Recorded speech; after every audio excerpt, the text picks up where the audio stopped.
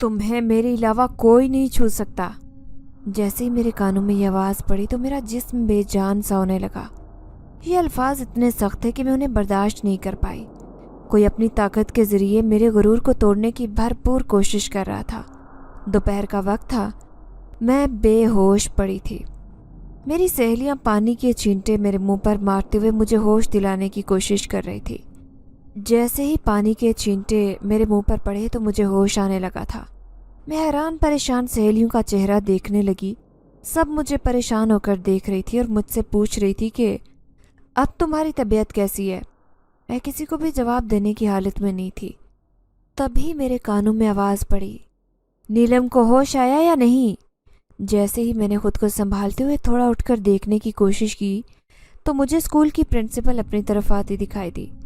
Principal मेरे लिए बहुत फिक्रमंद लग रही थी। प्रिंसिपल जैसे ही मेरे करीब पहुंची तो मेरी तरफ देखकर मेरे माथे को हाथ लगाकर कहने लगी, अब तबीयत कैसी है? सुना था कि तुम फिर से बेहोश हो गई थी। मैंने प्रिंसिपल को जवाब देते हुए कहा, जी मैडम, न जाने मुझे क्या हो गया था कि मैं फिर चक्कर खाकर गिर गई और गिरते ही बेहोश हो गई। अब मेरी तबीयत काफ़ी बेहतर है, आप परेशान मत हो। प्रिंसिपल मुझे कहने लगी कि देखो नीलम, रोज़ रोज़ तुम्हारे साथ ऐसे हादसात पेश आ रहे हैं, तुम अपना चेकअप क्यों नहीं करवाती? रोज़ इस तरह से बेहोश होना कोई अच्छी बात थोड़ी ना है। पहले भी तुम्हारे साथ एक वाक़या पेश आने की वजह से तुम्हारा इतना मसला बन गया था और उस हादसे की वजह से तुम आज तक माजूरी वाली ज़िंदगी गुजार रही हो। अब फिर तुम और तुम्हारे घरवाले लापरवाही दिखा रहे हो। मैंने अभी तुम्हारे घरवालों को फ़ोन करके उन्हें स्कूल बुलाया है, वो आते ही होंगे। तुम घर चली जाओ और 2-4 दिन घर में आराम करो। किसी अच्छे डॉक्टर से अपना चेकअप करवाओ ताकि तुम्हारी बीमारी की असल वजह मालूम हो सके। प्रिंसिपल फिक्रमंदी से कहते हुए अपने ऑफिस की तरफ जाने लगी। मैं भी अपनी एक सहेली के हाथ का सहारा लेकर उठते हुए बेंच पर जाकर बैठ गई। मैंने ये बात बहुत दफ़ा नोट की थी कि जब भी स्कूल में बने उस बाग की तरफ में आती तो मैं बेहोश हो जाती। मैंने इस बात को बहुत दफ़ा महसूस किया था कि जब भी मैं बरगद के घने दरख्त के नीचे जाकर बैठती तो मुझे कुछ अजीब सी सनसनाहट महसूस होने लगती। बरगद का ये दरख्त मुझे एक अजीब व गरीब सा एहसास दिलाने लगता और मैं अजीब सा गुबार महसूस करते हुए बेहोश हो जाती थी। उस दरख्त के नीचे हमेशा ही मेरे कंधे वजनी होने लगते थे और मेरा जिस्म कांपने लगता। ऐसा लगता था जैसे मेरी रूह को किसी ने अपनी मुट्ठी में कैद कर लिया हो। मेरा दिल बहुत घबराता था। मैं इन बातों का जिक्र किसी से नहीं करती थी क्योंकि मैं जानती थी कि मेरी बातों पर किसी को यकीन नहीं आएगा। आज के इस एडवांस दौर में मेरी बातों को उन सब लोग दकियानूसी बातें कहकर बुलाएंगे और मैं ऐसी कोई बात मुंह से नहीं निकालना चाहती थी जिसकी वजह से मेरी सहेलियां मुझसे खौफजदा रहने लगती। इसलिए मैंने हमेशा ये बात सबसे छुपाए रखी थी। लेकिन अब ये मामला मुझे कुछ ज़्यादा ही संजीदा महसूस होने लगा। ये वाक़या मेरे साथ 1 महीने में चौथी दफ़ा पेश आ चुका था। अब तो मैं खुद भी बहुत ज़्यादा डर गई थी। प्रिंसिपल के घर फ़ोन करने की कुछ ही देर बाद मेरे अब्बा और अम्मा मुझे स्कूल से लेने के लिए आ गए।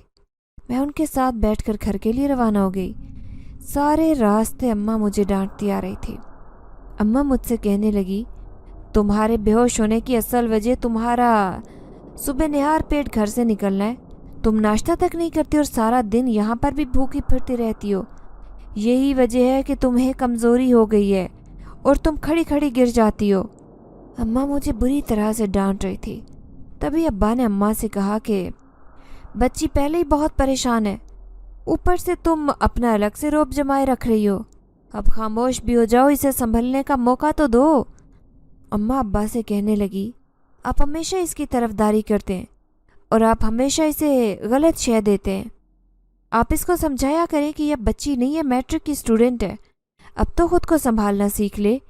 इसे सारी ज़िंदगी मैं ही पीछे पीछे खाने और नाश्ते लिए फिरती रहूँगी। मैं अम्मा और अब्बा दोनों की बातों को गौर से नहीं सुन रही थी क्योंकि मेरा दिमाग उस बरगद के दरख्त में अटका हुआ था। मैं मुसलसल उसके बारे में सोच रही थी। घर जाने के बाद भी मेरा दिल कुछ भी खाने को नहीं कर रहा था। मैंने कुछ दिन स्कूल छुट्टी करके घर में ही आराम करने का सोचा। इसी दौरान अब्बा शहर के बहुत अच्छे और मशहूर डॉक्टर से मेरा चेकअप करवा चुके थे। डॉक्टर को भी मेरे अंदर हल्की फुल्की कमज़ोरी के अलावा कोई मसला दिखाई नहीं दे रहा था। कुछ दिन छुट्टी के बाद अब मैं खुद की तबीयत को अच्छा महसूस कर रही थी। آج مجھے پھر اسکول جانا تھا اور میں بری طرح سے خوفزدہ تھی. میرا دل بہت گھبرا رہا تھا. میں نے بہت ہمت کرتے ہوئے ابا سے کہا کہ آفس جاتے ہوئے مجھے اسکول چھوڑ دیں. جیسے ہی میں تیار ہو کر اسکول کے لیے روانہ ہوئی تو میرے دل میں طرح طرح کے وسوسے پیدا ہو رہے تھے. میں نے خود کو سمجھاتے ہوئے اسکول میں قدم رکھا تھا. جیسے ہی میں اسکول کے اندر داخل ہوئی تو میرا دل زور سے دھڑکنے لگا. میرا دھیان نہ چاہتے ہوئے بھی اسی برگد کے درخت کی طرف جانے لگا. میرے قدم خود بخود بیساکھی کا سہارا لیتے ہوئے اسی درخت کی طرف اٹھتے جا رہے تھے. میں برگد کے درخت کے پاس جا کر کھڑی ہو گئی. ایسا لگتا تھا کہ مجھ پر اپنا قابو ہی نہیں رہا تھا. مجھے کوئی اور طاقت اپنی طرف کھینچتی چلی جا رہی تھی.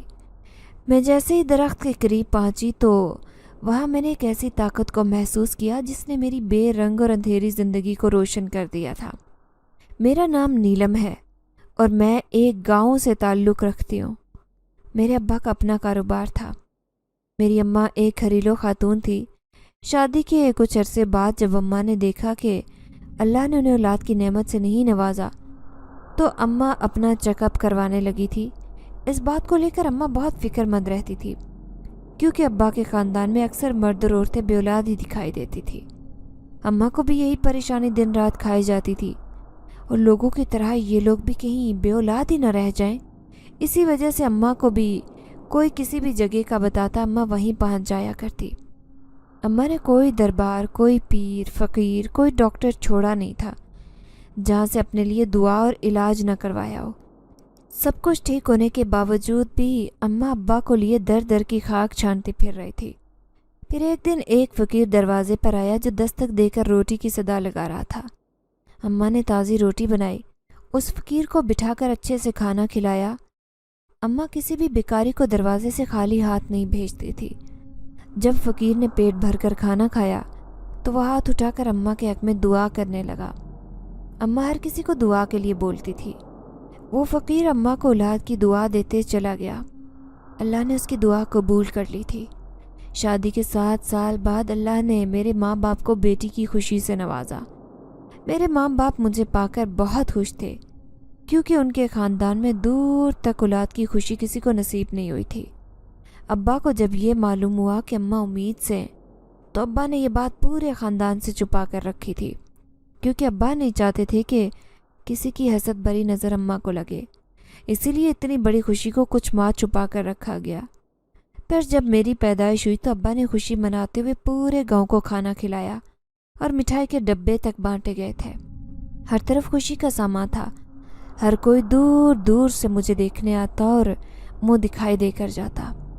میں بچپن سے ہی بے حد خوبصورت تھی. میری موٹی موٹی آنکھیں میرے چھوٹے سے چہرے پر الگ ہی خوبصورتی کا تاثر پیش کرتی تھی. کیونکہ میں اپنے ماں باپ کی اکلوتی اولاد تھی اسی وجہ سے میں سب کی لاڈلی بھی تھی. ہر کوئی مجھے پیار کرتا اور مجھ پر جان نچھاور کرتا دکھائی دیتا. اماں تو مجھے اپنی نظروں سے ایک لمحے کے لیے بھی اوجھل نہیں کرتی تھی. مجھے بچپن سے ہی پڑھنے کا بہت شوق تھا اور اسی شوق کی وجہ سے ابا نے مجھے گاؤں میں ہی بنے ایک سرکاری اسکول میں داخلہ دلوا دیا. یہ اسکول 5ویں جماعت تک تھا. میں نے 5ویں جماعت کا امتحان پاس کیا ہی تھا جب میں نے اماں اور ابا کے ساتھ اپنے رشتہ داروں کے ہاں شادی کا ایک فنکشن اٹینڈ کرنے گئی تھی. شادی میری خالہ کی بیٹی اور ماموں کے بیٹے کی تھی. ہم شادی سے 2 دن پہلے ہی ماموں کے گھر چلے گئے تھے. میں نے بہت ہلا گلا مچا رکھا تھا. اسی ہلے گلے کے دوران میں اور میری ماموں کی بیٹی نے ڈانس کرنے کا پروگرام بنایا.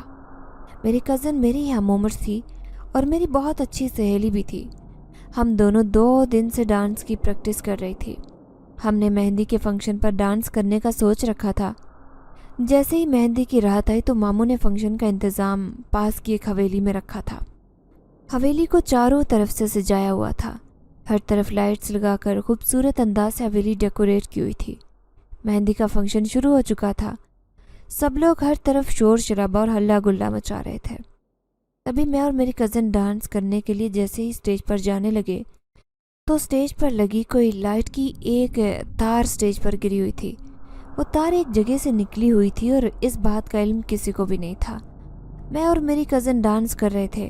ڈانس ختم ہوا تو جیسے ہی میں اسٹیج سے اترنے کے لیے تھوڑا پیچھے ہٹی تو میرا پاؤں تار پر آنے کی وجہ سے مجھے بہت زور کا کرنٹ لگا تھا. करंट इतनी शिद्दत का था कि जिसने मुझे बुरी तरह से ज़ख्मी कर दिया। सब लोग मेरी हालत देखकर परेशान हो गए। करंट लगने की वजह से मैं बेहोश हो गई थी। अब्बा ने मुझे डॉक्टर के पास ले जाने में ज़रा बराबर देर नहीं की। डॉक्टर के पास ले जाने पर मालूम हुआ कि करंट लगने की वजह से मेरे पाँव के पट्टे खिंच गए थे, जिसकी वजह से मेरी एक टांग में खिंचाव आ गया था। डॉक्टर ने अब्बा को बताया कि मैं बगैर बैसाखी के नहीं चल सकती, क्योंकि टांग और पाँव के पट्टे सिकुड़ जाने की वजह से मेरी एक टांग छोटी हो गई थी और खिंच लगने की वजह से अब मैं अपने पाँव पर खड़ी नहीं हो सकती थी। इस हादसे ने तो जैसे मेरे अम्मा और अब्बा को बुरी तरह से तोड़ कर रख दिया। उस वाक़े की वजह से मेरी पूरी ज़िंदगी बदल गई और मैं अपने पाँव पर चलने के काबिल नहीं रही। इस बात ने मुझे बहुत गहरा सदमा पहुंचाया था। मैं हर वक्त एक गहरी सोच में डूबी रहती थी, क्योंकि मुझसे ये बात बिल्कुल बर्दाश्त नहीं हो रही थी कि मैं अच्छी खासी चलती फिरती अब एक अपाहिज और माजूरी वाली ज़िंदगी गुजारने पर मजबूर थी। मैं दिन रात आंखों में आंसू लिए खामोश घर के किसी कोने में पड़ी रहती और मेरी ये हालत मेरे अम्मा अब्बा से देखी नहीं जा रही थी। अम्मा अब्बा मुझे इस हालत में देखते तो रोने लगते। अम्मा अब्बा ने बहुत दूर दूर से मेरा इलाज करवाया, लेकिन ज़रा भी फ़र्क नहीं पड़ा था, क्योंकि सब डॉक्टर्स यही कहते थे कि करंट लगने की वजह से मेरी नसें बुरी तरह से पिचक चुकी हैं और मेरे माजूर होने की वजह भी यही थी कि मेरी ये टांग अब वज़न बर्दाश्त नहीं कर पाती थी। मैंने 5वीं जमात का इम्तिहान पास करने के बाद आगे स्कूल में दाखिला नहीं लिया था। घर रहकर मैं मज़ीद बीमार रहने लगी। तभी मैंने अब्बा से अपनी ख्वाहिश का इजहार करते हुए कहा कि मुझे आगे पढ़ना है। मेरी सब सहेलियाँ इस मामले में मेरे साथ खड़ी थी। वो हर तरह से अब्बा को और अम्मा को तसल्ली देती नज़र आती, क्योंकि अम्मा अब्बा मुझे उन हालात में स्कूल भेजना नहीं चाहते थे। वो नहीं चाहते थे कि मैं अकेली इन हालात में स्कूल जाऊं और मुझे मज़ीद किसी परेशानी का सामना ना करना पड़े। मेरे साथ जो भी हुआ वो तो मेरी किस्मत में लिखा था। तभी मैं अब्बा से कहने लगी कि मुझे आगे भी पढ़ना है। ताहम अब्बा ने गांव से बाहर बने सरकारी स्कूल में मुझे दाखिला दिलवा दिया, जो कि मैट्रिक तक था। ये स्कूल गांव से बाहर एक सुनसान जगह पर वाक़या था। मेरी ज़िद मानते हुए अब्बा ने मुझे स्कूल में दाखिल करवा दिया। अब मैं उस स्कूल में 6ठी जमात की पढ़ाई कर रही थी। पढ़ाई में तो शुरू से ही मैं बहुत अच्छी थी। मैं बचपन से ही अपनी क्लास में अव्वल आने वाली स्टूडेंट थी।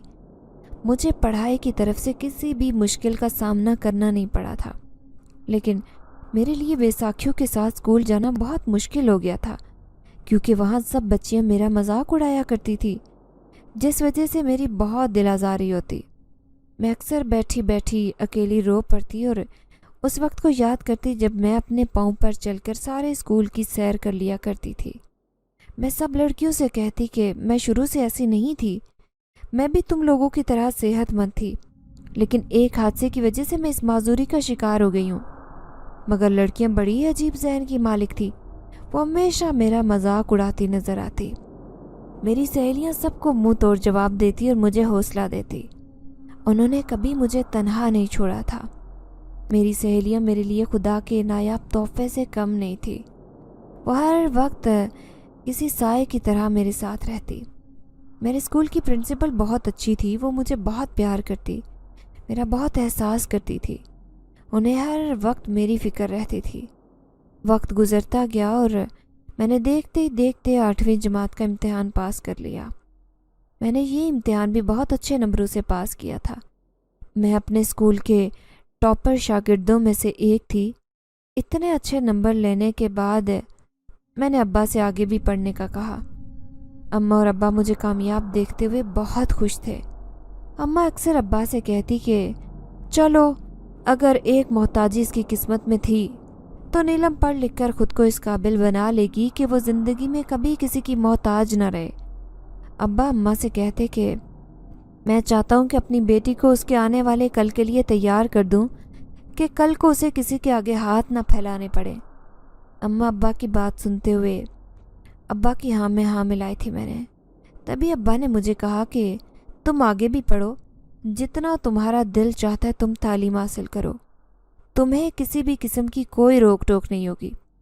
मैं अब्बा की बात सुनकर बहुत खुश थी, क्योंकि मुझे पढ़ने का जुनून की हद तक शौक़ था। अब मुझे अपनी बैसाखियों से भी मोहब्बत होने लगी, क्योंकि वो हर वक्त साए की तरह मेरे साथ रहती थी और मुझे गिरने नहीं देती थी। मेरी बैसाखियाँ मेरा सहारा थी। जब मेरे कदम हल्के से भी डगमगाते तो मेरी बैसाखियाँ मुझे गिरने से बचा लेती। मैंने मायूसी के दामन को नहीं थामा था। मैं अल्लाह से किए गए फैसले पर बेहद खुश थी। मैंने कभी अम्मा अब्बा को अपनी माजूरी का एहसास नहीं होने दिया था। मैं उनके सामने भी हिम्मत और हौसले से काम लेती थी। मैं नहीं चाहती थी कि मेरे माँ बाप मुझे ऐसी हालत में देखकर मज़ीद परेशान हों। अभी तो मेरे मुस्तकबिल की उन्हें बहुत फिक्र थी। अक्सर मैं उन्हें बातें करती सुनती कि अब नीलम के साथ शादी कौन करेगा। नीलम की ऐसी हालत है कि उसका रिश्ता आने में भी मुश्किलात का सामना करना पड़ेगा। मैं अम्मा अब्बा को ऐसे टूटते हुए नहीं देख सकती थी। इसलिए मैंने दिल में ये बात ठान ली कि मैं ख़ुद को इस काबिल बनाऊंगी कि मुझे किसी के सहारे की ज़रूरत न पड़े। मैंने उसी स्कूल में पढ़ाई को जारी रखने का फ़ैसला किया था।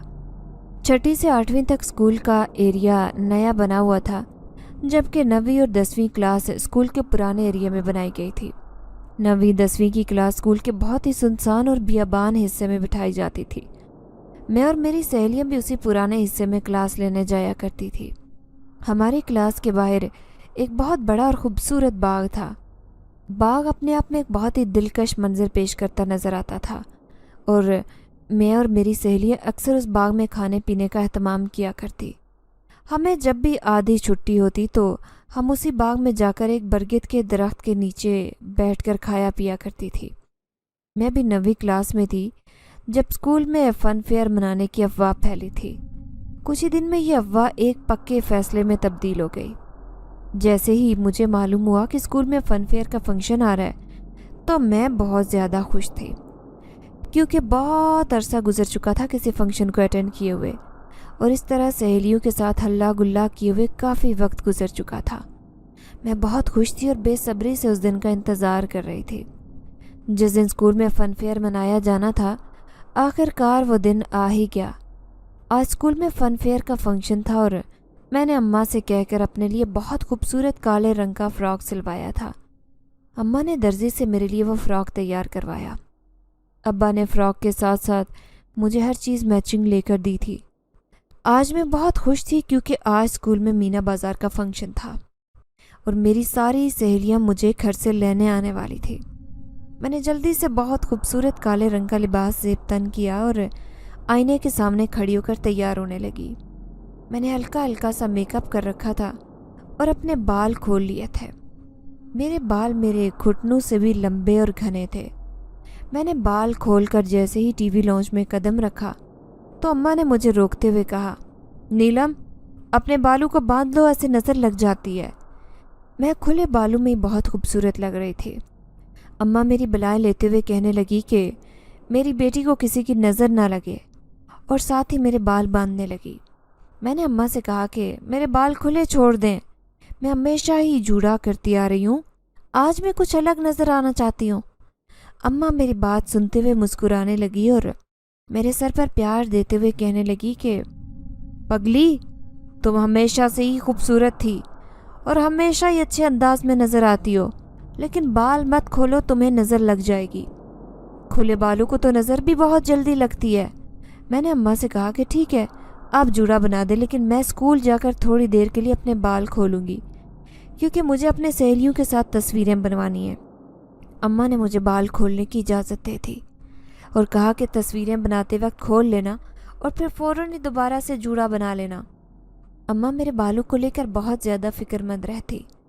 अम्मा मुझे कभी भी बाल खुले नहीं छोड़ने देती थी। अभी अम्मा मेरा जूड़ा ही बना रही थी कि बाहर मेरी सबसे सहेलियां तैयार शैयार होकर आ गई थी और दरवाजे पर खड़ी मेरा इंतज़ार करने लगी। सब मुझे आवाज़ें लगा रही थी, नीलम जल्दी आ जाओ, हम सब तुम्हें लेने आई हैं। मैंने जैसे ही उनकी आवाज़ सुनी तो अम्मा से कहा कि जल्दी से जूड़ा बना दे, मुझे जाना है। सब सहेलियों ने अम्मा से इजाज़त लेते हुए मुझे अपने हमरा लिया और हम रिक्शा करवाकर स्कूल की तरफ रवाना हो गई। आज मैं बहुत खूबसूरत लग रही थी।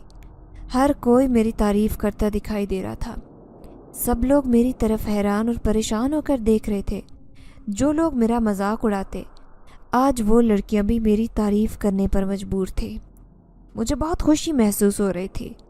काफ़ी अरसे के बाद मुझे ऐसा महसूस हो रहा था कि मैं पहले वाली नीलम हूँ जो हर दिल अजीज़ होती थी। मैंने अपनी सहेलियों के साथ झूले लिए और खाने पीने में भी कोई कमी नहीं छोड़ी।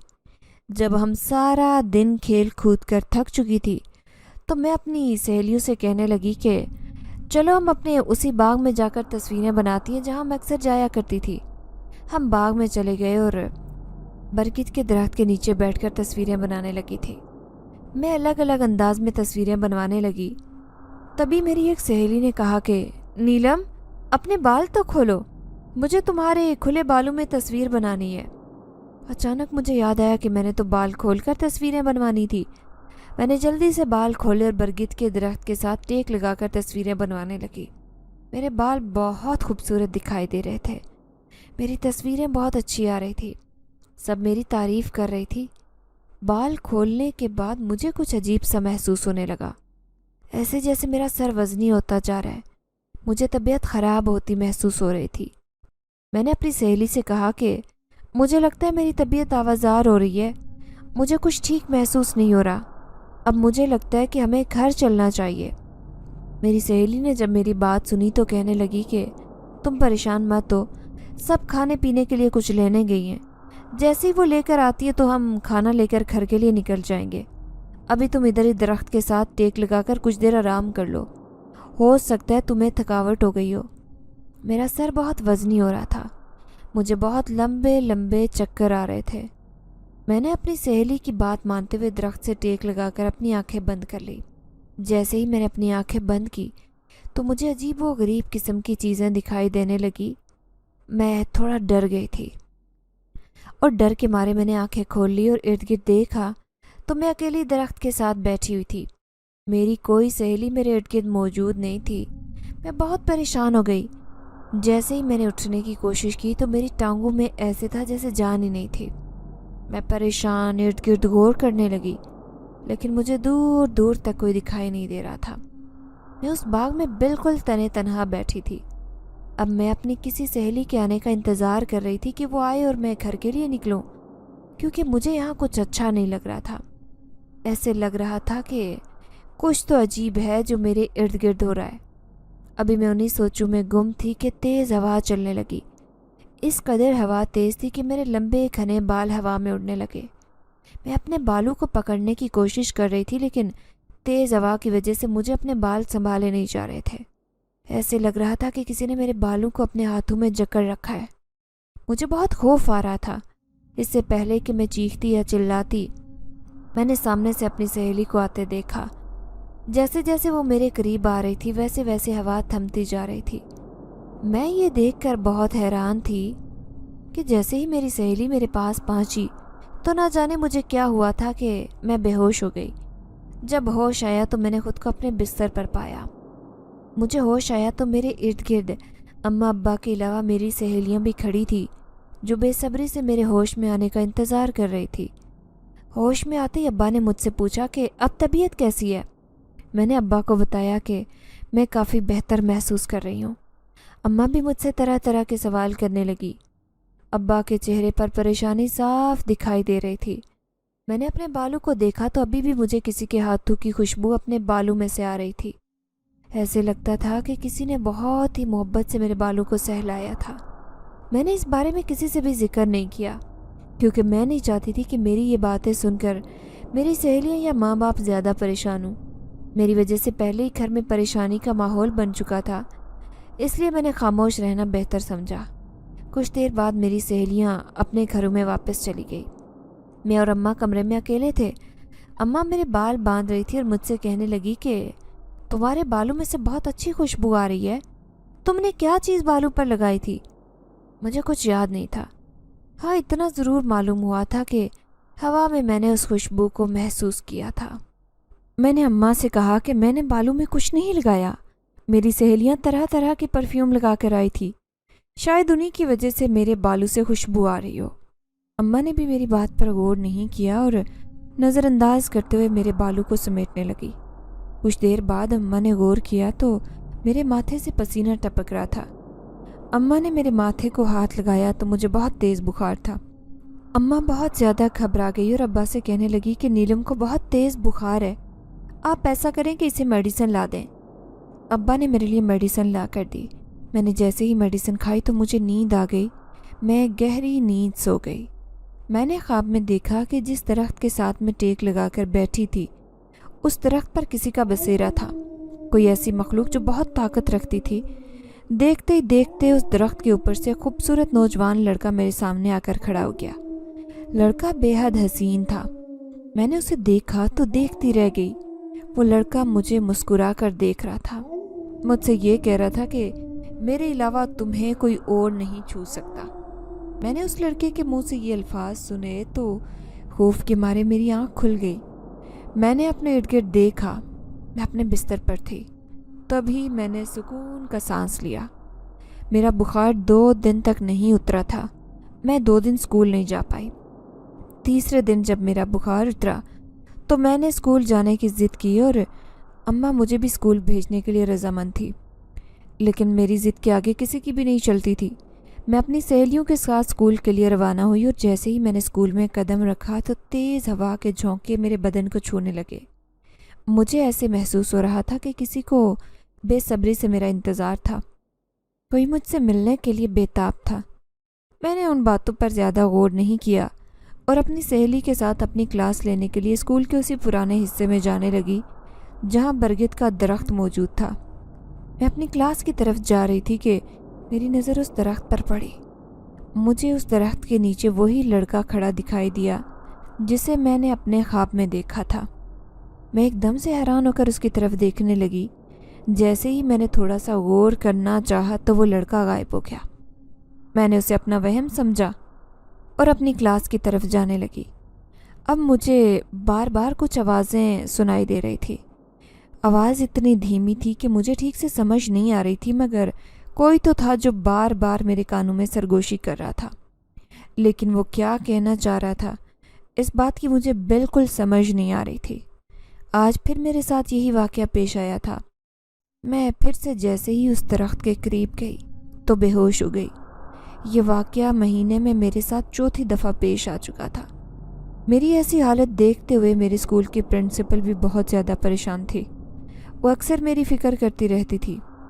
मैं बेहोश पड़ी थी जब मेरी सहेलियों ने मुझे पानी के छींटे मारे और वो मुझे होश में लाने की कोशिश कर रही थी।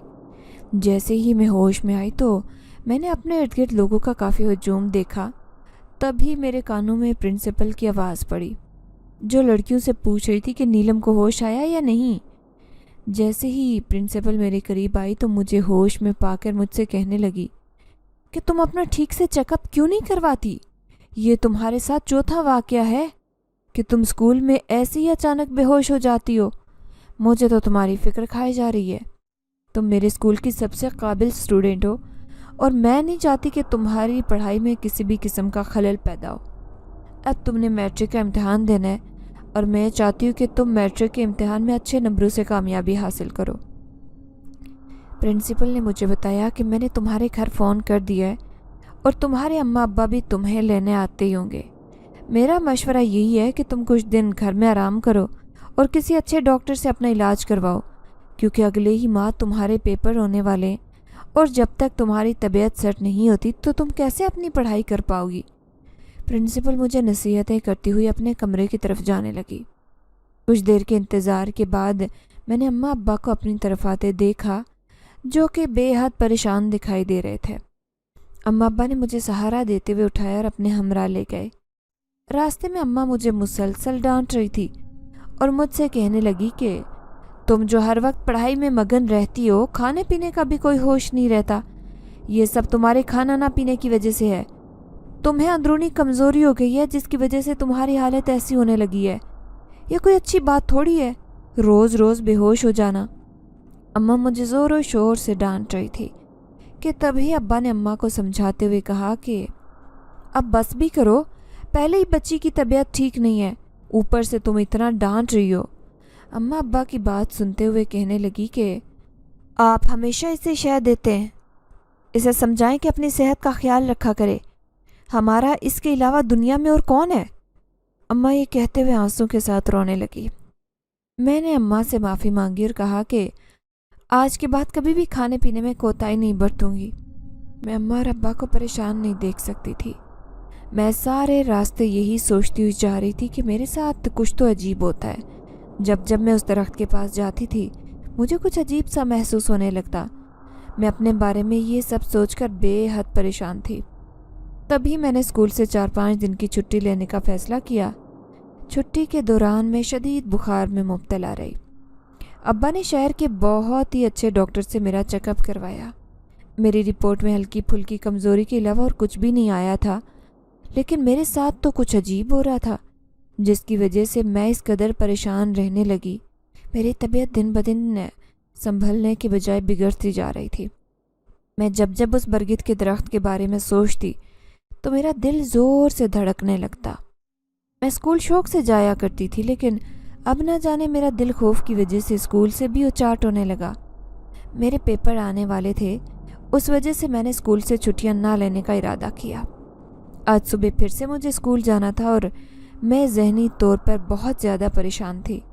میرا جی نہیں چاہ رہا تھا کہ میں اسکول جاؤں، لیکن میری مجبوری تھی۔ مجھے اپنے پیپر کی تیاری کرنی تھی، جس وجہ سے میرا اسکول جانا ضروری تھا۔ میں نہ چاہتے ہوئے بھی ابا سے کہنے لگی کہ آفس جاتے ہوئے مجھے اسکول چھوڑ جائیے گا۔ ابا نے جیسے ہی مجھے اسکول کے سامنے سے اتارا تو میں بہت ہمت اور حوصلہ کرتے ہوئے اسکول کے اندر داخل ہونے لگی۔ میں نے اسکول کے اندر قدم رکھا ہی تھا تو تیز ہوا نے مجھے آ گھیرا۔ پھر سے مجھے وہی احساس ہونے لگا، وہی انجانی طاقت مجھے اپنی طرف کھینچنے لگی۔ میں نہ چاہتے ہوئے بھی برگد کے درخت کی طرف دیکھے جا رہی تھی۔ اس درخت میں کچھ عجیب سی کشش تھی جو مجھے اپنی طرف کھینچ رہی تھی۔ میں اپنی کلاس میں جانے کی بجائے درخت کی طرف چلتی جا رہی تھی۔ میرا خود پر قابو نہیں تھا۔ ایسے لگ رہا تھا کہ کوئی طاقت مجھے اپنی طرف بلا رہی ہے۔ جیسے ہی میں اس درخت کے قریب گئی تو میں نے ایک تیز طوفان کا سامنا کیا۔ دیکھتے ہی دیکھتے طوفان بارش کی شکل اختیار کر گیا۔ اب بارش اتنے زور و شور سے ہو رہی تھی کہ سب اسٹوڈنٹس اپنی اپنی کلاس میں بارش کے رکنے کا انتظار کر رہی تھی، اور میں برگد کے درخت کے نیچے کھڑی کسی کے ظاہر ہونے کا انتظار کر رہی تھی۔ میں نہیں جانتی تھی کہ یہاں پر کیوں کھڑی ہوں۔ حیرت کی بات تو یہ تھی کہ بارش اتنی تیز تھی لیکن میرا ایک بال تک گیلا نہیں ہو رہا تھا۔ بارش کی ایک بوند نے بھی میرے جسم کو نہیں چھوا۔ میرے کانوں میں پھر سے وہی آواز آئی، میرے علاوہ کوئی تمہیں چھو نہیں سکتا۔ جیسے ہی میں نے حیران ہو کر ارد گرد غور کیا تو میرے قریب کوئی بھی نہیں تھا۔ کچھ ہی دیر بعد مجھے اپنے سامنے ایک بہت خوبصورت نوجوان لڑکا کھڑا دکھائی دیا۔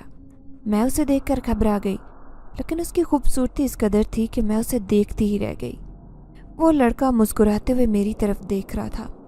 میں خوفزدہ ہونے لگی جب مجھے اس بات کا احساس ہوا کہ یہ تو لڑکیوں کا اسکول ہے، یہاں پر تو کسی لڑکے کا داخلہ ممکن ہی نہیں۔ تو میں نے حیران ہوتے ہوئے اس کی طرف غور کیا اور اس سے پوچھنے لگی کہ تم کون ہو اور کہاں سے آئے ہو؟ مجھ سے کیا چاہتے ہو؟ اس لڑکے نے مسکراتے ہوئے اپنا ہاتھ میرے آگے بڑھایا اور مجھ سے کہنے لگا کہ میں تمہیں ہی چاہتا ہوں۔ میں یہ دعویٰ کرتا ہوں کہ میرے علاوہ کوئی بھی تمہیں چھو نہیں سکتا۔ میں اس کے الفاظ سے بہت پریشان تھی۔ میں نے غصے سے اس کا ہاتھ جھٹکتے ہوئے کہا، کیا مطلب کہ تمہارے علاوہ مجھے کوئی نہیں چھو سکتا؟ آخر تمہارا میرا رشتہ کیا ہے؟ تم کیوں میرے پیچھے ہاتھ دھو کر پڑے ہو؟ وہ لڑکا مسکراتا ہوا مجھے نظر بھر کر دیکھتا رہا۔ اس کی آنکھوں میں بہت چمک تھی اور اس چمک میں چھپی ہوئی محبت مجھ پر اثر انداز ہو رہی تھی۔ مجھے اس کے دیکھنے کے انداز سے جو کچھ ہو رہا تھا، میرا دل اس کی طرف مائل ہو رہا تھا، لیکن میں اپنے دل کو روکنے کی ناکام کوشش کر رہی تھی۔ میں نے اپنی نظریں جھکاتے ہوئے پھر سے اس لڑکے سے یہی سوال کیا کہ تم کیوں میری جان نہیں چھوڑ دیتے؟ تمہاری وجہ سے میرے اماں ابا، میری سہیلیاں سب بہت پریشان ہیں۔ آخر تم ہو کون؟ اس نے مجھے بتایا کہ میں ایک جن زادہ ہوں اور میں برگد کے اس درخت کے اوپر رہتا ہوں۔ جب سے میں نے تمہیں دیکھا ہے تمہارا دیوانہ ہو گیا ہوں۔ وہ کہنے لگا کہ مجھے تم سے عشق ہو گیا ہے، تمہارے بغیر اب نہیں رہا جاتا۔ میں اس کی باتیں سن کر خوفزدہ ہو گئی۔ اس سے پہلے کہ میں وہاں سے بھاگتی اس نے میرا ہاتھ تھاما اور کہنے لگا، دیکھو نیلم، میں تم سے بہت محبت کرتا ہوں، میں تمہاری بے رخی برداشت نہیں کر سکتا۔ یقین مانو کسی صورت تمہیں نقصان پہنچانے نہیں آیا، اپنی محبت کے ہاتھوں مجبور ہو کر تمہارے سامنے ظاہر ہوا ہوں۔ تم بہت اچھی ہو، تمہارے گھنے لمبے بال دل پر راج کر چکے ہیں میرے۔ اب میں تمہارے بغیر رہنے کا تصور بھی نہیں کر سکتا۔ اس کی میٹھی چپڑی باتیں میرے دل پر اثر کر رہی تھی۔ اس کی کشش مجھے اپنے اندر اترتی محسوس ہو رہی تھی۔ ना चाहते हुए भी मुझे उसकी बातों पर यकीन था। मैंने बैसाखियों की तरफ इशारा करते हुए कहा कि मुझ मोहताज और माजूर पर तुम्हें तरस नहीं आया होगा, तुम तरस खाकर मेरे लिए ये सब बोल रहे हो। तो वो जिनज़ादा फ़ौरन मेरे कदमों में बैठ गया और मुझे कहने लगा कि तुम पर तरस क्यों खाऊंगा, तुम मेरी मोहब्बत का मजाक उड़ा रही हो। मैं हकीकत में तुम्हारा आशिक हूँ और तुमसे बेपनाह मोहब्बत करता हूँ, तुम्हें अपनाना चाहता हूँ। अगर तुम्हारी इजाज़त हो तो तुमसे निकाह करना चाहता हूँ। वो इतनी जल्दी जल्दी बोल रहा था कि मुझे उसकी किसी बात की समझ नहीं आ रही थी। मैंने उससे कहा कि मैं तुम्हारे काबिल नहीं हूँ, मैं तो वो बदकिस्मत हूँ जिसे चलने के लिए इन लकड़ियों का सहारा लेना पड़ता है। तभी उसने मुझे कहा कि अबू ज़र का तुमसे वादा है कि तुम्हारी ये बैसाखियाँ भी छुड़वा दूंगा, अपनी जादुई ताकत से तुम्हें सेहतयाब कर दूंगा। बस एक दफ़ा मेरा हाथ थाम लो, इस अंदाज से थामना कि कभी ना छूटे। मैं उसकी बातों में खो चुकी थी। मुझे भी उससे मोहब्बत थी और मुझे उससे मोहब्बत उसी दिन हो गई थी जिस दिन मैंने उसे अपने ख्वाब में देखा था। मैं उससे कहने लगी कि तुम एक जिनजाद हो और मैं एक इंसान हूँ, हम दोनों का मिलाप कैसे हो सकता है। भले मेरे माँ बाप एक जिनजात के साथ मेरी शादी कर देंगे। अबू ज़र मुझसे कहने लगा कि तुम सब कुछ मुझ पर छोड़ दो, बस तुम अपना दिल मजबूत रखो और मुझसे वादा करो कि कैसे भी हालात आए मेरा साथ नहीं छोड़ोगी। मैंने फ़ौरन उसके हाथों को अपने हाथ में थाम लिया और उससे वादा कर लिया कि तुम्हें कभी भी छोड़ कर नहीं जाऊँगी, बस किसी तरह मेरे माँ बाप को मना लो। अबू ज़र ने मुझसे वादा किया कि तब तक कोशिश करता रहूँगा जब तक तुम्हारे माँ बाप मुझे कबूल नहीं कर लेते, और तुम भी मुझसे एक वादा करो कि तुम भी ये राज किसी पर जाहिर नहीं करोगे कि मैं एक जिनज़ादा हूँ। मैंने अबू ज़र से वादा किया और उससे पूछा कि मैं घर वालों को क्या बताऊँगी कि तुम मुझे कहाँ मिले थे। अबू ज़र ने मुझे तसल्ली देते हुए कहा कि तुम्हें किसी को कुछ बताने की ज़रूरत नहीं, सब कुछ अपने आप होता चला जाएगा, तुम बस खामोशी इख्तियार किए रखो, सब कुछ देखती जाओ। मेरे इम्तिहान शुरू हो गए। अबू ज़र पूरी कोशिश जारी रखे हुए था। अक्सर रात को मुझसे मिलने आया करता और इस बात का किसी को इल्म नहीं था। मैंने मैट्रिक का इम्तिहान बहुत अच्छे नंबरों से पास कर लिया। आज मैं बहुत खुश थी क्योंकि आज अबू ज़र मेरे घर आने वाला था। अब वो मेरे घर कैसे आता इस बात का मुझे बिल्कुल इल्म नहीं था। मैं अपने कमरे में बैठी थी जब मुझे अम्मा की आवाज़ आई कि जल्दी से बाहर आओ, तुम्हें तुम्हारे अब्बा बुला रहे हैं। मैं जैसे ही कमरे से बाहर आई तो मेरी नज़रें ये देखकर हैरान रह गई कि अब्बा के पहलू में अबू ज़र बैठा था।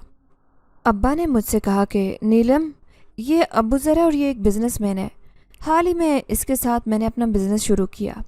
मैं ये सुनकर हैरान थी कि अबू ज़र ये सब कुछ ही अरसे में कैसे कर चुका था। फिर मुझे इस बात का एहसास हुआ कि वो एक जिनज़ादा है, वो जादुई ताकत से कुछ भी कर सकता है। अब्बा ने मुझे और अम्मा को बताया कि जब मैंने अबू ज़र के साथ बिज़नेस के कागजात साइन किए तो अबू ज़र ने बातों बातों में मेरी फैमिली के बारे में पूछा था। तभी मैंने इसको बताया था कि मेरी एक ही बेटी है और मेरी बेटी एक हादसे का शिकार हुई थी जिसकी वजह से वो अपनी टांग से माजूर हो गई थी। मेरी बात सुनते हुए अबू ज़र ने मुझे तसल्ली दी और कहा था कि क्या आप मुझे अपनी बेटी से मिलवा सकते हैं। मैं अपने हाथों में ऐसी शिफा रखता हूँ कि अल्लाह के हुक्म से आपकी बेटी चलने लगेगी। अब्बा अम्मा से कहने लगे कि मैंने अबू ज़र से ये बात सुनी तो मुझसे रहा नहीं गया और मैं फ़ौरन इसे अपने साथ घर ले आया। अब्बा की बात सुनते हुए अम्मा की आंखों में भी चमक आ गई थी। उम्मीद की एक किरण अम्मा और अब्बा के दिल में जाग उठी। तभी अबू ज़र ने अब्बा को मुखातिब करते हुए कहा कि सर, अगर मैं आपकी बेटी की टांग ठीक कर देता हूँ तो आप मेरी एक इल्तिजा मानेंगे। अब्बा हैरान होकर अबू ज़र की तरफ देखने लगे। अब्बा ने कहा कि मैं तुम्हें कोई भी कीमत देने को तैयार हूँ, अगर तुम मेरी बेटी को ठीक कर दो तो मुझसे जो चाहे मांग लो, मैं बिना कुछ बोले तुम्हें दे दूंगा। अबू ज़र ने मुस्कुराते हुए कहा कि एक दफ़ा फिर सोच लें, हो सकता है मैं आपसे आपके दिल का ही टुकड़ा मांग लूँ। ये बात सुनते ही अम्मा और अब्बा खुश हो गए क्योंकि अबू ज़र जैसा खूबसूरत और वेल सेटल्ड दामाद किसे नहीं चाहिए था।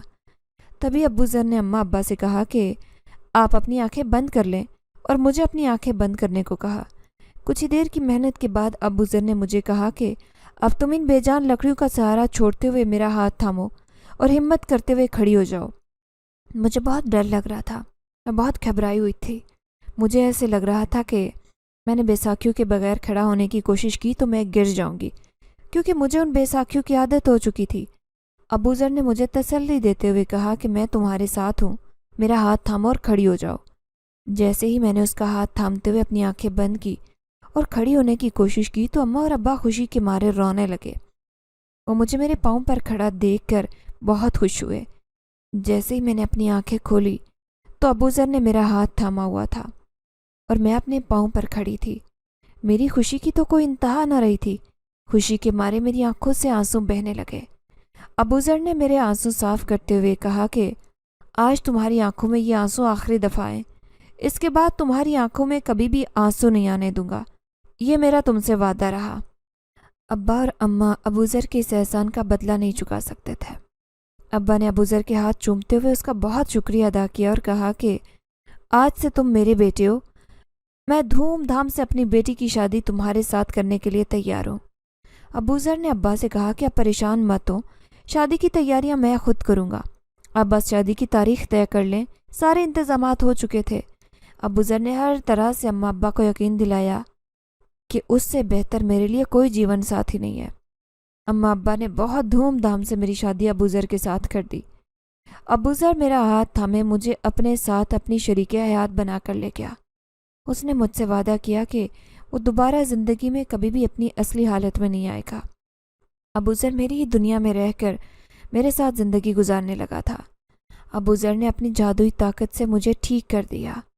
शादी के 1 साल बाद अल्लाह ने मुझे 2 जुड़वां बेटों से नवाजा था।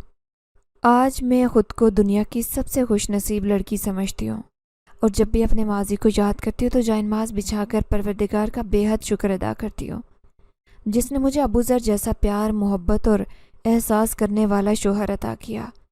मैं अपने शोहर अबू ज़र के साथ एक खुशगवार ज़िंदगी गुजार रही हूँ।